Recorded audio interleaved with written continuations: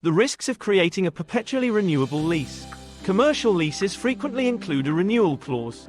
This allows the tenant to extend the length of their lease on the same or similar terms and circumstances.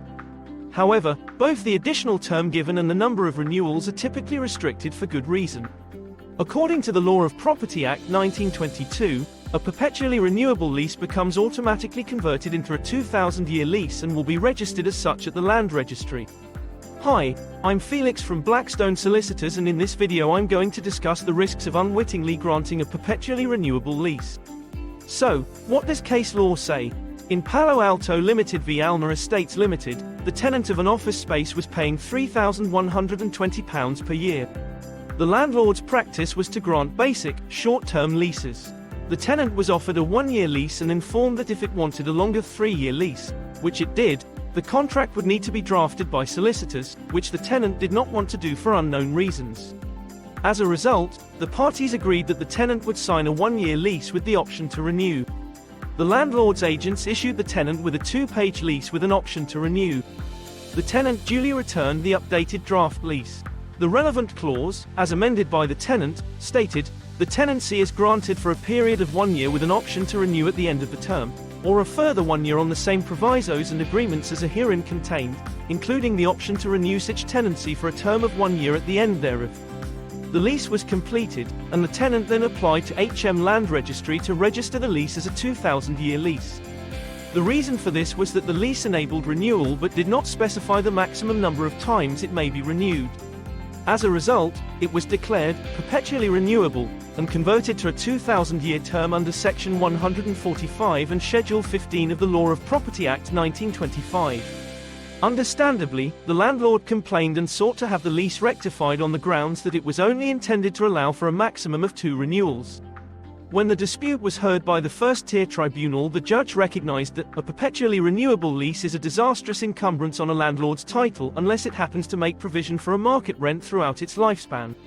What was the outcome? The first-tier tribunal held that there had been a unilateral mistake by the landlord and ordered the lease to be rectified so that it would only be renewable twice, so as to permit a maximum letting period of 3 years. The judge found that the tenant had taken advantage of the landlord's agents, knowing perfectly well what he was doing. The amendments he had made to the renewal clause had a very different effect from that which had been discussed and to which the landlord was agreeable. Was there an appeal? The tenant appealed but was unsuccessful once more in the upper tribunal. On appeal, the tenant contended that the first-tier tribunal judge was wrong in concluding that there had been a unilateral mistake because such a finding required the tenant to be dishonest, which the tenant had not been. The upper tribunal decided that where the defendant had real knowledge of the other party's mistake, this was sufficient to establish a unilateral mistake. Dishonesty was not required. The judge was convinced that the tenant was aware of the landlord's agent's error in accepting the tenant's revisions to the lease's renewal clause, and that was sufficient to decide in favor of the landlord and fix the agreement. In any instance, the upper tribunal stated that it would have found dishonesty in the circumstances since the tenant's failure to adequately explain the consequences of its change to the landlord's agents constituted dishonest behavior. So, what lessons can be learnt? This case serves as a good reminder of the importance of seeking expert legal guidance if a party does not completely grasp the consequences of the lease's wording. Parties frequently employ simpler leases for smaller properties or those with a cheap rent, or for a short time, and while this is tempting, particularly to keep costs down, it might result in complications down the road. There is a need for documents that have been professionally drafted. Renewal options must always be carefully evaluated, and it is critical that a landlord limits the number of times a lease can be renewed in order to prevent issuing an infinitely renewable lease.